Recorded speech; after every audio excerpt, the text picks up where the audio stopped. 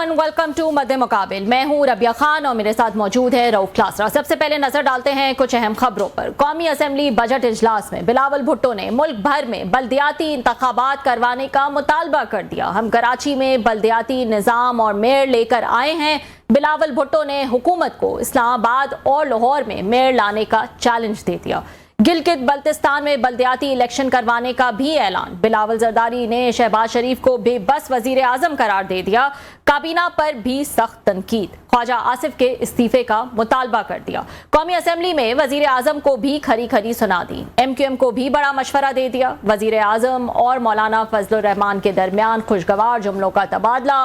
कौमी असेंबली इजलास की कार्रवाई का आंखों देखा अहवाल जानेंगे रऊफ क्लासरा की जबानी। इसके अलावा गिलगित बल्तिस्तान में हुकूमत साजी के लिए इस्तेकाम पार्टी अहमियत इख्तियार कर गई। हुकूमत साजी के लिए बिलावल भुट्टो जरदारी के साथ अलीम खान की अहम मुलाकात। इस्तेकाम पार्टी के 4 मेंबरान और वजीर बनाए जाने का इम्कान। इस सारी सियासी सूरत हाल पर गुफ्तगू करने के लिए हमारे साथ मौजूद होंगे इस्तेकाम पार्टी के मेंबर कौमी असेंबली और वफाकी पार्लिमानी सेक्रेटरी मवासलात गुल असगर बगोर। लेकिन सबसे पहले जो है वो हम बात कर लेते हैं कौमी असेंबली के इजलास के हवाले से। और बिलावल भुट्टो जरदारी साहब की जो तकरीर है वो यहाँ पे वर्ड डिस्कसिंग है। काफ़ी सारे इश्यूज़ जो हैं वो उन्होंने डिस्कस किए। बल्कि मैं सुन रही थी तो उन्होंने शुरू में जो है वो माफ़ी भी मांगी। उन्होंने कहा कि वैसे तो मैं चाहता था कि ये बजट रिलेटेड ही हो, लेकिन बहुत सारे इश्यूज़ आ गए हैं, इसलिए मैं उनको ज़रूर जो है वो एड्रेस करूँगा। क्लासा साहब क्योंकि वहाँ मौजूद थे, 1 बाय 1 जो है मैं चाहूँगी क्लासा साहब उस पर नज़र डालें। ख़ासतौर पर ख्वाजा आसिफ के हवाले से उन्होंने क्या बात की, इसके अलावा शहबाज शरीफ साहब पर जो उन्होंने तनकीद की, उनकी कैबिनेट पर एक्चुअली जो है उस पर भी तनकीद की, और बहुत इंपॉर्टेंट इशू बल्दियाती इलेक्शंस के हवाले से भी उन्होंने उठाया। सो प्लीज़ क्लासा साहब। जी बिल्कुल, मेरा ख्याल आज बड़ा एक डे ऑफ इवेंट्स था और अच्छी खासी वहाँ पे जो हाउस में सर्दी गर्मी रही पे हम 2-3 दिन से देख रहे थे कि स्पीकर और एजाज सादिक साहब और जो अपोजिशन लीडर जो हैं महमूद अचकज़ई साहब जो उनके दरमियान कल भी हमने देखा, आज भी देख रहे थे। सो अब पूरा उन्होंने फैसला किया है PTI ने कि हमने स्पीकर को टारगेट करना है, और उन्होंने प्रेस कॉन्फ्रेंस भी की जिसका उन्होंने हवाला भी दिया कि यहाँ फिर क्या करने आप आ जाते हैं। मैं तो आपको टाइम देता हूँ, गिनवाया भी से एजाज सादिक साहब ने, क्योंकि बैरिस्टर गौहर साहब जो हैं या PTI को जो उसको स्पीकर को नज़र आ रहा था कि वहाँ पे उनको टाइम भी देते हैं, बात भी करने देते हैं। बाहर जाके वो जब प्रेस कॉन्फ्रेंस करते हैं तो ज़रूर कहते हैं स्पीकर हमें नहीं बोलने देता। तो उस पर उन्होंने आज जो बात की, और ये चीज़ सूट करती है, जो चीज़ मुझे नज़र आती है पार्लियामेंट को, हुकूमत को, स्पीकर को, कि यहाँ PTI के लोग ज़्यादा बोलें। अच्छा, ये उनको सूट करता है अगर मुझसे अंडरस्टैंड करें, क्योंकि वो पार्लियामेंट को फंक्शनल दिखाना चाहते हैं कि यहाँ पे PTI धांधली की बात करती है, PTI बैकआउट करती है, PTI प्रोसीडिंग ऐसा नहीं है, ये रबर पार्लियामेंट है, यहाँ पे मतलब सिर्फ पीपल्स पार्टी और ये नवाज लीग बैठे हैं, हुकूमत बैठी है, क्योंकि बगैर अपोजिशन के तो ना जमहूरियत का तस्वुर है ना पार्लियामेंट का तस्वुर है। सो उनको ये बात सूट करेगी कि आज उन्होंने बताया भी है कि कितने घंटे आप बोले हैं, कितनी कट मोशन थी, कितने हमने आपको पॉइंट ऑफ आर्डर्स दिए। सो ये उनको चीज़ हेल्प करती है कि पार्लियामेंट चल रही है, लिहाजा वो दुनिया को भी दिखा सकते हैं, आपको हमें भी दिखा सकते हैं कि देखें जी हर part of the proceeding. Opposition की भी आवाज है, आवाज है, और बड़ी सारी भारी भरकम आवाज तो ऐसी है कि वहाँ पे पोजीशन लीडर साहब जो हैं, मतलब कोई और मुल्क में मुझे नहीं पता, इंडिया में वहाँ पे राजीव गांधी कह सकते हैं वहाँ पे कि खड़े होके अपने उसमें कि जनाब के जो बंदे जो हैं अपनी अपनी बंदूक निकाल के आ जाएं, एक घर से एक बंदूक निकाल के आ जाएं और फौज बननी चाहिए। जब इस तरह की यस अचकज़ई साहब पे तो तकरीरें हुई हैं, बाकायदा मेंशन भी किया स्पीकर साहब ने कि सर आप तो वो हैं जिन्होंने वहाँ पे बलूचिस्तान में ये कहा कि घरों से निकले और एक एक बंदूक लेकर आए। अब ये अपोजिशन लीडर हैं जो आपके पाकिस्तान के आपको 100 शिकायतें हो सकती हैं, हर किसी पॉलिटिशियन को होते, राजी तो कोई नहीं होता, घर में नहीं 4 बंदे बहन भाई राजी होते, लीव अलोन के 25 करोड़ लोगों को इकट्ठे रखना, हर एक को चलाना, ये सौखा काम है, कोई हरगिज़ सौखा काम नहीं है। लेकिन आप कहें गन ले आओ और अपनी फौज बनाते हैं या चीजें करते हैं, ये आज़ादी पाकिस्तान में है, और फिर कहते भी है कि ये आज़ादी नहीं है। हिंदुस्तान में या किसी भी दुनिया के मुल्क में कोई खड़ा होके अपोजिशन लीडर ये कह सकता है कि जनाब लोगों को एक एक बंदूक निकाल के आ जाओ। तो जितना भी आपके साथ हो रही हूँ, आपको फोरम होते हैं, अदालतें होती हैं, पार्लियामेंट होते हैं, रियासत या इदारे गलत कर रहे होते हैं, आप उनके खिलाफ आवाज रेज करते हैं, फोरम्स पे जाते हैं। बहरहाल ये आज़ादी मिली हुई है हमारे, लेकिन फिर हम कहते भी जाते हैं कि बोलने की आज़ादी नहीं है, अभी कोई बात नहीं कर सकता। ये तो खैर अपनी जगह पे था जो आज उन्होंने वहां पर किया।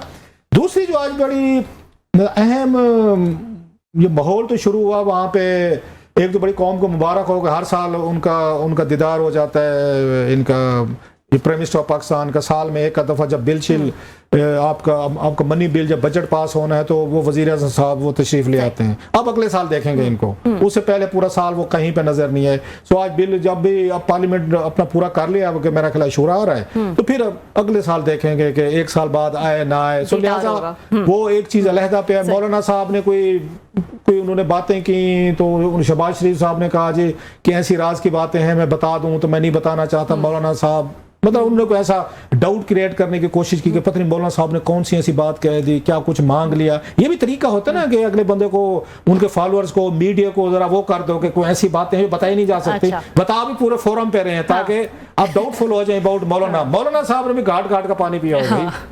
ये तो है। बस शहबाज शरीफ साहब तो आप आए हैं ना, उनके तो वालिद साहब भी वो थे, वो सियासतदान थे, वजीर आला थे। वो तो ये तो आगे अर्ली 80s में आए थे ना, इनका खानदान जो एंटर वो बहुत पहले को है। उन्हें समझ आ गई कि मेरे बारे में जो डाउट्स क्रिएट कर रहे हैं ना शहबाज शरीफ साहब, तो ये मुझे जवाब देना चाहिए। ये उनकी बड़ी समझदारी थी मौलाना साहब की। अदरवाइज आप और मैं आप पूछ रही होती कि ऐसी कौन सी बात थी कि जो उन्होंने कह दी और राज की बात थी, और मौलाना साहब भी चुप करके बैठे रहे। मौलाना साहब फौरन खड़े हुए, उन्होंने एक्सीलेंसी जो आपने बाजा बजाना है, जो बात है, जो गुफ्तगू है, आप बता दें। मैं आपको इजाजत दे रहा हूं। अब यहाँ पे फिर इन्होंने ट्रिक खेला शहबाज शरीफ साहब ने। सियासतदान तो है ना माशाल्लाह दोनों, ये चीजें तो हमें आती हैं। उन्होंने कहा नहीं मौलाना, मैंने अगर बता दिया, ये नहीं कहा कि कोई ऐसी बात नहीं हुई। नहीं मौलाना साहब, वो अगर मैंने बातें बता दी तो फिर बात बहुत दूर तलक जाएगी, लिहाजा रहने देते हैं। सो उन्होंने मौलाना साहब के बारे में डाउट्स भी क्रिएट कर दिए कि पता नहीं क्या ऐसी बातें थी, चीजें। खैर वो हो गया। लेकिन जो मोस्ट सिग्निफिकेंट तकरीर थी या मस है, वो बिलावल भुट्टो जरदारी साहब ने की है, एंड वेरी फेरी स्पीच। अब ये वो स्पीच है जो आप तवक्को करते हैं कि पीटीआई करे, बिकॉज के PTI the main opposition, Peoples Party opposition नहीं है। क्योंकि पीपल्स पार्टी उनके साथ एक तो पावर शेयरिंग में बैठे है, प्रेसिडेंट भी उनका बैठा हुआ है और चेयरमैन सेनेट साहब भी बैठे हुए हैं, और प्लस वो उनके साथ सरकारी बेंचेस में बैठी हुई है। तो टेक्निकली आइडियली पॉलिटिकल तो वो हुकूमत का हिस्सा है, बेशक वजारतें ना लें। तो ये गुफ्तगू जो उन्होंने की है, उसको अगर आप देखें, जो स्पेस पीटीआई ने 2.5 साल में मतलब उन्होंने खाली किया, जिसका रोला आप और मैं रोते थे कि आपको वो करना चाहिए, आपको आना चाहिए हाउस में, हाँ आना चाहिए और इश्यूज पे आना चाहिए। वो क्या करते हैं, उनको ये समझ आई हो कि 2.5 सालों में कि हमने एक ही बात करनी है, इमरान खान पहले रिहा करो, फिर ट्रीटमेंट कराओ, फिर रिहा करो, फिर मिलने दो। अब ये 2-4 आप तो बात वहां तक आ गई है जो उन्होंने कहा था, सैयद उन्होंने आगा रफीउल्लाह साहब ने कहा था, पीपल्स पार्टी वाले ने, कि कहां से आप चले थे, अब आप कहते हैं हमारे खान से मुलाकात करवा दें। तो वो उससे बाहर नहीं निकल सके। लिहाजा अपोजिशन का जो रोल है, फिर कमेटी मीटिंग में थे, कमेटी मीटिंग छोड़ गए, मतलब स्टैंडिंग कमेटी छोड़ दी इन्होंने। तो उसके नतीजे में जो स्पेस खाली हुई है, जो इश्यूज पे बात करनी है, जिन पे आज बिलावल भुट्टो ने की, बिल्कुल हालांकि बिलावल की भी इन बातों में बहुत सारे एतराजात भी किए जा सकते हैं, थोड़े से मैं बताऊंगा अभी से। उन्होंने मेन अटैक तो किया प्राइम मिनिस्टर ऑफ पाकिस्तान पे सीधा। अगर मैं आपको यहाँ पे रोकूं, क्योंकि मैं चाहती हूँ कि बिलावल भुट्टो की तकरीर जो कि बड़ी अहम थी और जो इश्यूज थे वो मैं चाहती हूँ आप वन गो में जो है वो बताएं। तो एक ब्रेक यहाँ पे शामिल कर लेते हैं, ब्रेक के बाद आके हम डिस्कस करेंगे बिलावल भुट्टो की आज की तकरीर जो कि बड़ी अहम थी। बहुत सारे टॉपिक जो हैं वो उसमें उन्होंने इश्यूज जो है वो उन्होंने डिस्कस किए। क्लासरा साहब भी वहाँ पे मौजूद थे, उनसे डिटेल्स जानेंगे after the short break. Welcome back नाजरीन, ओवर टू क्लासरा साहब, क्योंकि ये कौमी असेंबली में मौजूद थे और वहां पर हम बात कर रहे थे, बाकी चीज़ें हमने ब्रेक से पहले डिस्कस की। लेकिन बिलावल भुट्टो ने जो है तकरीर जो की वो बहुत इंपॉर्टेंट थी, बहुत सारे इश्यूज उन्होंने टच किए। तो क्लासरा साहब से ही जानते हैं कि क्या बातें आज की, बड़ी अहम बातें जो हैं वो की, जैसे कि मैं आप बात कर रहे थे शहबाज शरीफ साहब के हवाले से। उन्होंने सबसे बड़ा पहला अटैक जो किया वो शहबाज शरीफ साहब पे किया, और ये शहबाज शरीफ साहब की कैबिनेट में पीटीएम में आपको पता वजीर खारजा भी थे।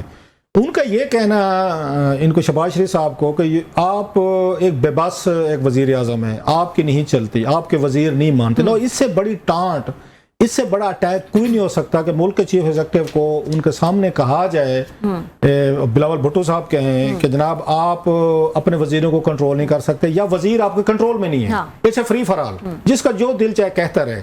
ये बहुत बड़ा ये चार्जशीट है, अगर मुझसे पूछें मामूली बात नहीं होती। और वजीर आज़म उसका जवाब भी ना दे पाए, या ना दें, या उठ के चले जाएं, तो सुनने की भी जहमत ना करें। उन्हें सुनना चाहिए था कि बिलावल भुट्टो क्या कहे वहां पे जब उस वक्त थे वो, जब उन्होंने वो की। लेकिन बाद में उठकर मेरा ख्याल है वो उसमें चले गए थे। जब मैंने उसमें देखा तकरीर खत्म की तो मौजूद नहीं थे। तो उसके बाद मतलब ये बड़ी बात होती है। वो बता रहे थे कि आपके वजीर ही नहीं सुनते, जब वजीर नहीं सुनते तो कौन सुनेगा। और शहबाज शरीफ साहब की से टक्के का फर्क नहीं पड़ना, नोट कर लें। शहबाज शरीफ साहब ने तय किया हुआ है कि जनाब कि मैंने कुछ भी हो जाए मैंने कोई रिएक्ट नहीं देना, लोग उनको टांट करें, ताने दें, मतलब मिलिट्री एस्टेब्लिशमेंट रिलेटेड दें, वो बास कह दें, किसी को सिपा सलार कह दें, सूट को मतलब सैल्यूट मार दें, उन्हें वो इन चीजों से मुहावरा हो गए। No response is the best strategy तो उन्हें कुछ भी कहते रहे, हमें कोई फर्क नहीं पड़ता इससे, सो इससे भी फर्क नहीं पड़ेगा। लेकिन ये बहुत बड़ी बात थी कि हाउस का जो वजीर आजम है, अब उनके बकौल उनके वजीर आजम को अपने मिनिस्टर भी सीरियस नहीं लेते। देन ही टर्न्ड ऑन मतलब his guns on another dangerous man, मेरे हिसाब से डेंजरस मैन। हाँ, ये बिलावल ने आज जो बड़ी बहादुरी दिखाई है, मैं इसलिए मैं बात कह रहा हूँ। मैं 2002 से पार्लियामेंट कवर कर रहा हूँ। मैं ये समझता हूं कि पार्लियामेंट की अक्सरियत जो है वो 2-3 लोगों से बचती थी कि इनके साथ सींग ना रह जाएं, अपनी पार्टी के लोग हों या मुखालिफ हों, बचते थे सारे। उनमें से एक जो बड़े हैवी वेट थे वो ख्वाजा आसिफ थे। ख्वाजा आसिफ के साथ कोई भी सींग अड़ाने से मीलों दूर जाता था, क्योंकि ख्वाजा साहब में ये क्वालिटी है कि वो किसी को भी एक सेकंड में वो फ्लैट कर सकते हैं, बस के नीचे दे सकते हैं, और फिर कई दिन तक आप लोगों से मुंह छुपाते रहें, छुपते रहें, रातों को नींद ना आए, ऐसी ऐसी गुफ्तगू करने का मौका ये जना उनके पास ये है, उनकी कैपेसिटी है।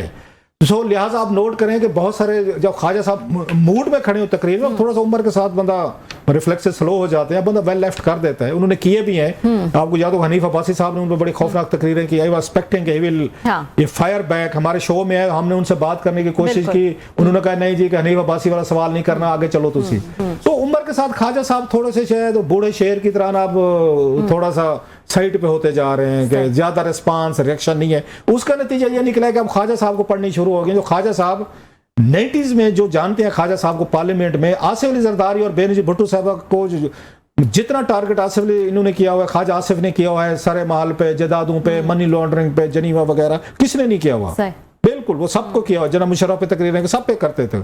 आज जरा वक्त बदलने के साथ देखें कि उन्हीं आसिफ अली जरदारी का बेटा जो है बिलावल, आज उसने ख्वाजा आसिफ को अटैक किया और बड़ा शदीद अटैक किया, यहां तक कह दिया कि आप जो हैं वो आग बढ़ा रहे हैं, आप वहां पे कश्मीर में वो कर रहे हैं, वहां पे आपका ये कहना रावला कोट वाले कश्मीरी नहीं है, आप तो उस आग पे पानी की बजाय आप तो पेट्रोल फेंक रहे हैं। बिल्कुल। नंबर 1। दूसरा उन्होंने ये कहा जनाब कि ये जो आपके वजीर साहब जो हैं इनका इस्तीफा लें, अब तक ये कैबिनेट में बैठेगा। अच्छा, ख्वाजा आसिफ वाज प्रेजेंट दिया, कोई रिएक्शन नहीं दिया उन्होंने। ये अनलाइक ऑफ ख्वाजा आसिफ, या तो दिल में रखेंगे किसी दिन वो हिसाब बराबर करेंगे, मेरा ख्याल है किसी ना किसी दिन बात करेंगे।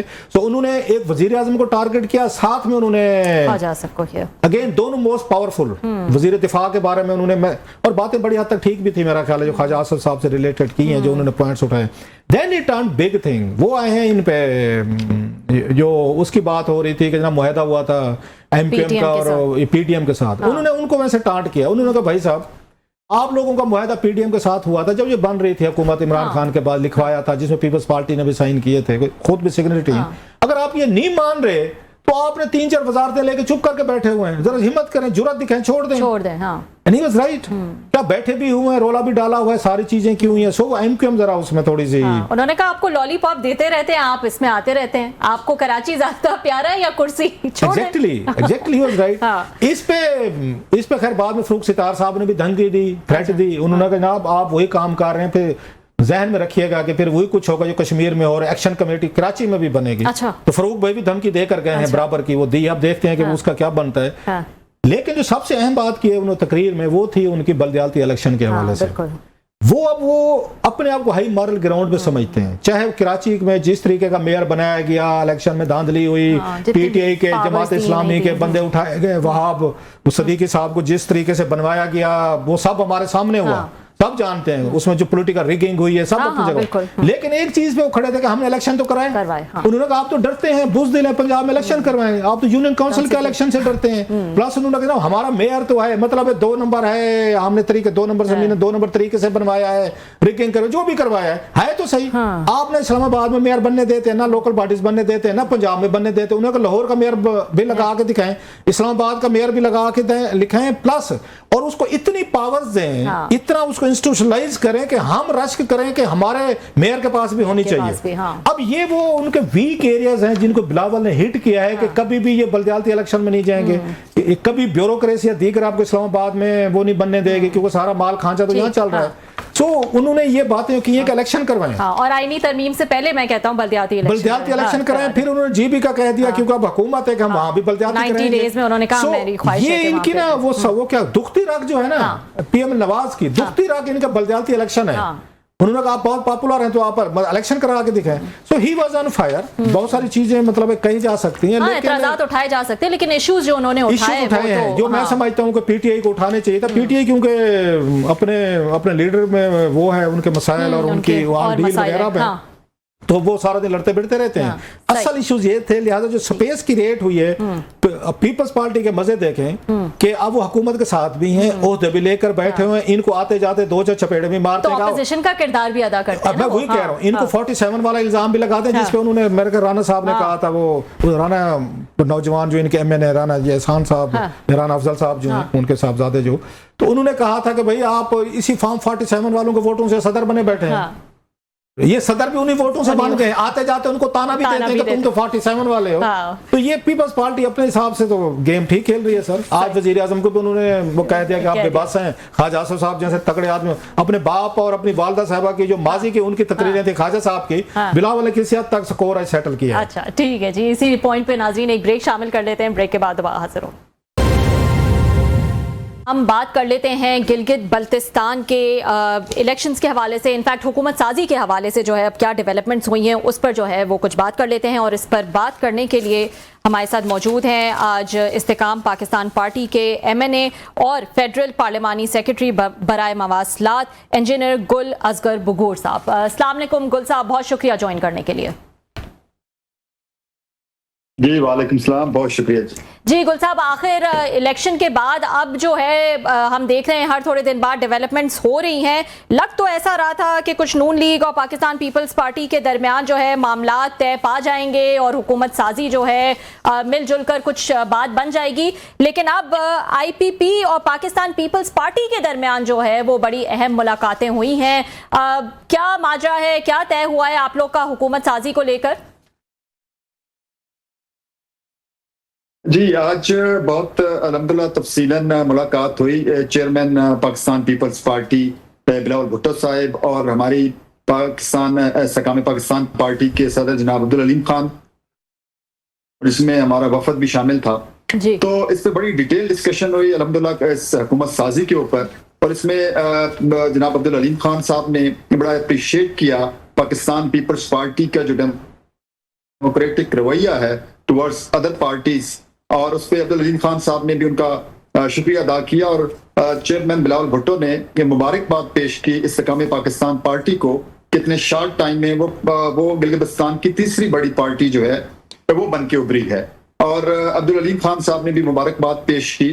फिर उसके बाद डिस्कशन हुई नंबर ऑफ सीट्स के ऊपर कि जो करंट पोजीशन है इस मुलाकात में कि क्या क्या है। तो इसमें इस टाइम 15 सीट्स जो हैं वो पाकिस्तान पीपल्स पार्टी के पास हैं, 9 सीट्स जो हैं वो पाकिस्तान मुस्लिम लीग नून के पास हैं, और इस्तेकाम पाकिस्तान के पास 7 सीटें हैं। और जो एक सीट है वो एक एमडब्ल्यूएम के पास है और एक पीटीआई के पास है। तो अब्दुल अलीम खान साहब का जो फार्मूला था हुकूमत साजी का या पावर शेयरिंग का, वो बड़ा सादा सा फार्मूला था कि आप टोटल नंबर ऑफ सीट्स में देख लें कि इस्तेकाम पाकिस्तान पार्टी जो है उसकी जो परसेंटेज बनती है उस हिसाब से हमें जो मिनिस्ट्रीज या वजारतें जो हैं वो दे दी। हमारी कोई इस टाइम जो परसेंटेज बन रही है वो 21% जो है वो बनती है इसके अंदर जो नंबर ऑफ सीट्स के हिसाब से। अगर आप 20 फॉर एग्जाम्पल मिनिस्ट्रीज हैं तो आपकी हमारी 4 मिनिस्ट्रीज बनती हैं।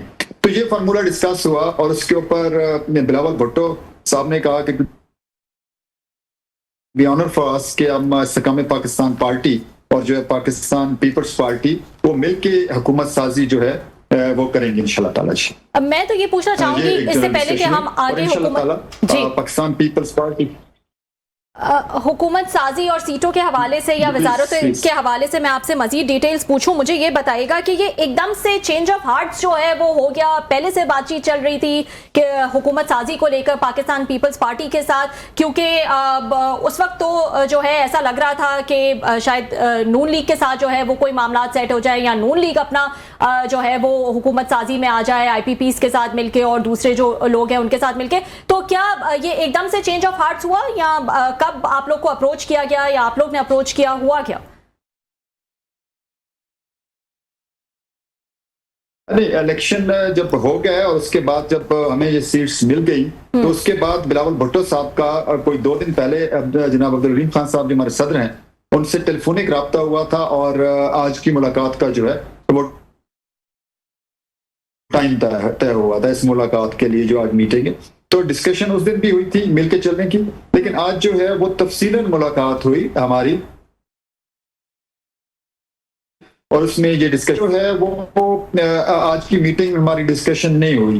पाकिस्तान पीपल्स ये जो डिस्कशन हुई कि आईपीपी और जो है वो मिलके इस जगह में पाकिस्तान पार्टी और पाकिस्तान पीपल्स पार्टी मिलके जो है यहाँ पे हुकूमत साजी करेंगी, लेकिन इस पीएमएलएन के टॉपिक के ऊपर हमारी आज की मीटिंग में डिस्कशन नहीं हुई। ठीक जी, बहुत शुक्रिया आपने हमें जैन के गुलस्कर साहब। ये कुछ दिन पहले आप भी पार्लियामेंट में मौजूद थे, हमारे शो में भी हमारे दोस्त हैं कादिर पटेल साहब आए। पीटीए पीपल्स पार्टी को बड़ा शदीद एतराज़ था कि रातों रात अलीम खान साहब की पार्टी गिलगित में कैसे पॉपुलर हो गई और उनके 4 से 5 ये मेंबर भी हो गए। सो दे वर रेजिंग डाउट्स के कोई वहाँ पे हार्स ट्रेडिंग हो रही है, खरीदारी हो रही है, मेंबरान को आगे पीछे के। वो तो बहुत वो नाराज़ थे, फ्यूरियस थे कि देखेंगे ये इस तरह ये मैंडेट चुराया जा रहा है। बल्कि शायद कुछ वो एतराज़ात इस तरह का भी तस्वर दिया जा रहा था कि शायद कोई एस्टेब्लिशमेंट ने इनको लॉन्च कर दिया, वहाँ पे उन्होंने बंदे इकट्ठे करके इनको दे दिए, ये पकड़ें और अपनी पार्टी में शामिल करें। Is it true sir? ये कैसे फिर हो गया? वो तो एतराज़ कर रहे थे आप पे, इल्ज़ामात लगा रहे थे सर आपकी पार्टी पे। जी देखें जी, बरूफुल असलम माशाल्लाह आप सीनियर साफी हैं और आपने बहुत सारे इस तरह के इलेक्शन कवर किए हैं। जब इलेक्शन हो रहा होता है, इलेक्शन प्रोसेस में से आप गुजर रहे होते हैं या इलेक्शन से 1 वीक 2 वीक्स तक एक टेम्परेचर हाई होता है, वहां पे वर्कर्स लीडर्स आमने सामने खड़े होते हैं, बातें हो रही थी, पार्टी एक दूसरे के बहुत हाई टेम्परेचर होता है। वो वाली स्टेज थी जिसकी आप बात कर रहे हैं। नहीं सर प्लीज, मैं आपकी सॉरी बात काट रहा हूँ, मैं आपकी बात काट रहा हूँ गुलस्कर साहब, ऐसे नहीं था। ये इलेक्शन के बाद की बात है, जब आपकी पार्टी में वहाँ के एमपीज जो हैं शामिल होना शुरू हुए, ये उसके बाद की बात है। उस वक्त इलेक्शन की तकरीरों की नहीं बात हो रही। आपके पास तो शायद पार्टी के पास कुछ सीटें नहीं थी वहाँ पे, जब एक आध थी, तो यकदम जब इंडिपेंडेंट शामिल हुए तो उसमें पीपल्स पार्टी ने रोला डाला कि हमारा मैंडेट जो है चोरी किया जा रहा है, कि ये आजाद तो शायद हमारे साथ आते, उन्होंने अलहदा एक और पार्टी में शामिल करवा दिए।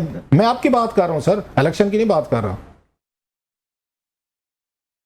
जी बिल्कुल रास्ता साहब, मैं उसी तरफ आ रहा हूँ। वो जब टेम्परेचर गुजर गया, जब ये टाइम स्टार्ट हुआ तो उसके बाद देखें उसका भी अगर रिजल्ट देखें पार्टी का, तो मैं जो तीसरी बड़ी जमात की बात कर रहा हूँ, तो हम इलेक्शन रिजल्ट्स की बात कर रहे हैं। हमने वहां पे 80,000 वोट्स लिए और अचानक रातों रात बिल्कुल नहीं हुआ। हमारे पास जो इलेक्टेबल्स आए, देखें एक्स चीफ मिनिस्टर आया, एक्स गवर्नर आया, और हमारी जो टॉप टियर थी 12 की 12 सीट्स के ऊपर, वो टॉप ऑफ द लाइन लोग थे जो पिछले 20-30 से, जब से ये इनका इलेक्शन प्रोसेस जीबी में शुरू हुआ तब से वो इलेक्शन लड़ रहे हैं।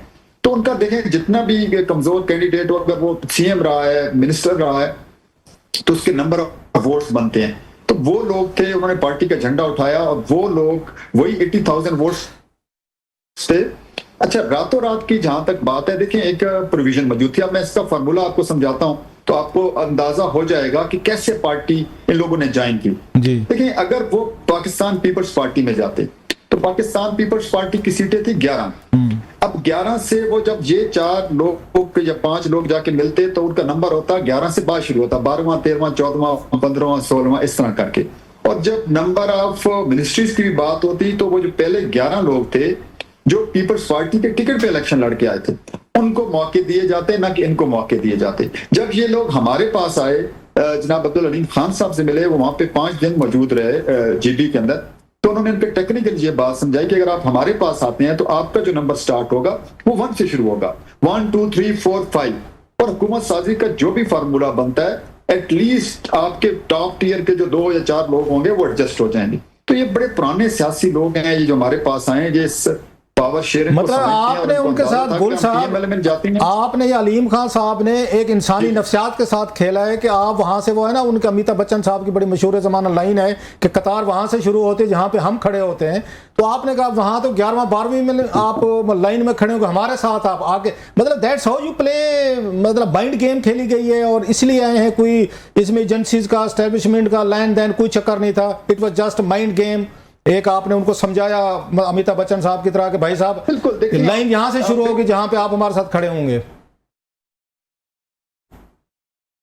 बिल्कुल कलाफरा साहब, ये इसमें बिल्कुल माइंड गेम नहीं है, तो बड़ी सिंपल, इसमें बहुत बड़ी लॉजिक भी नहीं है कि जब आप किसी बड़ी पार्टी में जाते हैं और फॉर एग्जांपल वो पीएमएलएन में जाते, पीएमएलएन की 7 सीट्स थी, तो वो फिर 7 के बाद शुरू होती उनकी गिनती। हमारी गिनती तो उनसे पहले से शुरू हो रही थी। फिर इनको ये लगा कि अगर हम यहाँ पे आते हैं तो आइदर पीएमएलएन गवर्नमेंट बनाती है या पीपल्स पार्टी गवर्नमेंट बनाती है, तो हमारी उनको जरूरत होगी। तो ये बिल्कुल इसमें एजेंसीज का रोल कोई नहीं था, ना कोई एजेंसीज ने हमसे रब्ता किया। ये लोग बिल्कुल अपने नंबर ऑफ वोट्स पे जीते और कोई वहां पे शोर भी नहीं है, खुदा ना खास्ता के जीबी कलेक्शन बहुत अच्छे। अच्छा सर, ये बताएं, अगर वो आपके साथ मिलकर वो ये सीटें ले सकते थे ये वजारतों की जो भी आपने कहा है कि उनको चारों को मिलने वाली हैं, तो ये बार्गेन तो उनके साथ भी कर सकते थे। अगर पीपल्स पार्टी आप तैयार हो गए उनको वजारतें देने में, तो उस वक्त भी तैयार हो जाती, क्योंकि उनका तो नंबर भी पूरा नहीं हो रहा था। जब तक ये आजाद लोग ना ज्वाइन करते या वो नवाज लीग के साथ कोलिशन में जाते या इनको अपने साथ मिलाते, तो 4 सीटें तो वो भी दे सकते थे। वो पीपल्स पार्टी वाले भी तैयार हो जाते कि आ जाए, आप भी ले लें, अभी भी तो आपको दे रहे हैं सर। तो ये तो फिर वो मतलब पीपल्स पार्टी का खदशा कहीं तो ठीक है कि कुछ लोगों ने पुश किया है कि भाई साहब आप इधर ना आए, पीपल्स पार्टी अकेले मेजॉरिटी पार्टी ना बन जाए जिसका रोला डाले हुए हैं, हम आपको अलायंस में बिठा देते हैं, आप वजारतें भी ले देंगे, जब दिल करेगा हम उनको जरा थोड़ा टाइट भी कर लिया करेंगे कि जनाब हम अलायंस से निकल रहे हैं।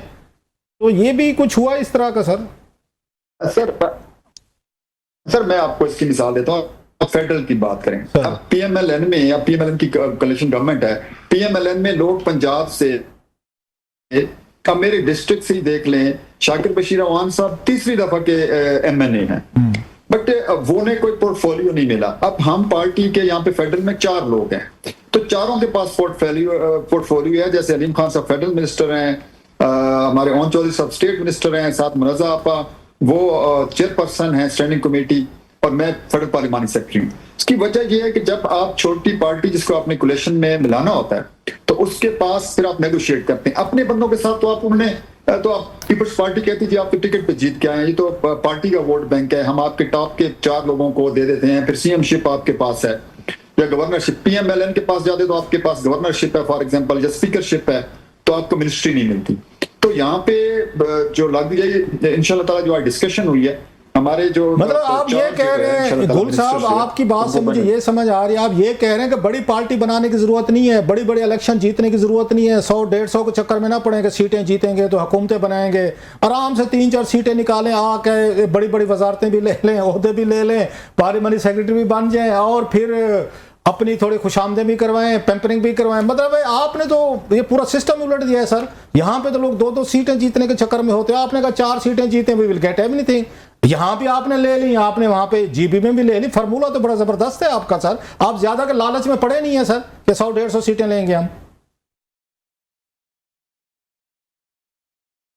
नहीं क्लास्टर साहब, हमने ये बिल्कुल मैंने ये नहीं कहा कि कम सीटें लें। जो कम देखें, हमारी पार्टी जब इमरान खान साहब ने पार्टी बनाई थी तो उनकी पार्टी में पहली दफा इलेक्शन कोई जीता नहीं था और दूसरी में सिर्फ 1 ही सीट निकली थी, वो इमरान खान साहब की थी। हमारी पार्टी के तो बने हुए अभी 3 साल हुए हैं और अल्हम्दुलिल्लाह हम एक फेडरल की पार्टी बन गए हुए हैं। पंजाब में हमारे पास 4 सीटें हैं, फेडरल में हमारे पास 4 सीटें, और अब जीबी में हमारे पास 7 सीटें। और इंशाल्लाह ताला कश्मीर में अभी इलेक्शन हो रहा है, आप देखेंगे कि कश्मीर में इंशाल्लाह ताला हम तमाम सीट्स पे अपने कैंडिडेट खड़े कर रहे हैं। अपनी हमारी जो अच्छा सर, ये गुल साहब, ये भी कहा जाता है कि इस तरह छोटे ग्रुप्स होते हैं, वो कहा जाता है इस तरह जो छोटे ग्रुप्स होते हैं, बाज़ दफ़ा जो मतलब इल्ज़ामात पॉलिटिक्स में पॉलिटिशियन पे लगते रहते हैं, वो एजेंसियां भी खड़ा कर देती हैं कि चलें हुकूमतों को ये मेजॉरिटी ना लेने दें, ज़रा कंट्रोल में रहें, थोड़ी सी वो अपनी उनमें भी आकड़ आ जाती है, गर्दन में सरिया आ जाते हैं, वो भी मैं देखता हूँ। जिनको मेजॉरिटी मिलती है संभाले वो भी नहीं जाते, वो हमने भी देखा हुआ है। लेकिन इस तरह पोलिटिकल इंस्टेबिलिटी नहीं रहती जब कोलिशन में जाते हैं, बहुत सारे बड़े फैसले वो नहीं हो सकते, या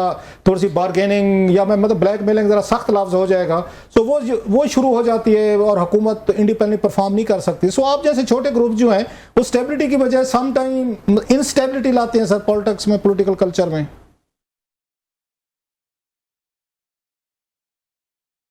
अच्छा, आप बिल्कुल एक लिहाज से ठीक कह रहे हैं कि छोटा ग्रुप जो होता है वो नेगोशिएशंस उसके पास ज्यादा अवेलेबिलिटी नेगोशिएशन की उसके पास ज्यादा होती है, अवेलेबल ऑप्शन ज्यादा होते हैं। अब बिल्कुल इस लिहाज से ठीक कह रहे हैं। लेकिन एक दूसरी तरफ क्लास्टर साहब, मैं आपको थोड़ा अर्ज करता चलूं कि यहाँ पे स्पेस बहुत ज्यादा मौजूद है। लोग पुराने चेहरे देख के, पुरानी पार्टीज देख के, एक लंबे पिछले 40-50 साल से लंबा बलंबा मंशूर है, किसी का रोटी कपड़े मकान का मंशूर है, किसी का जो है वो इंडस्ट्रियलाइजेशन का और मोटराइजेशन का मंशूर है। ये लोग तंग आ गए। लोग अब नई पार्टी की स्पेस मौजूद है। यकीन जानिए कि ये अभी हमने जीबी में इलेक्शन जीता तो हमें से पंजाब में राब्ता किया गया बहुत सारी इलेक्टेबल्स की तरफ से, कश्मीर में हमें एक्स MLAs ने राब्ता किया, और वो इन पार्टी दूसरा इन बड़ी पार्टीज में मतलब फोर्थ पावर, मतलब मुझे आपकी बातों से लग रहा है, आपकी बातों से लग रहा है गुल साहब, आप पहले तो हम समझते थे थर्ड फोर्स के दो पार्टीज हैं, थर्ड फोर्स इमरान खान बन गए थे, आपकी बातों से लग रहा है कि फोर्थ फोर्स भी पैदा हो रही है सर, जिस तरह आप बता रहे हैं कि no you are the fourth political power in the making sir. जी बिल्कुल, हम तो उम्मीद लगा के बैठे हैं कि इंशाल्लाह अगली दफा हम पंजाब में इन बड़ी पार्टीज को टफ टाइम देने जा रहे हैं इंशाल्लाह ताला।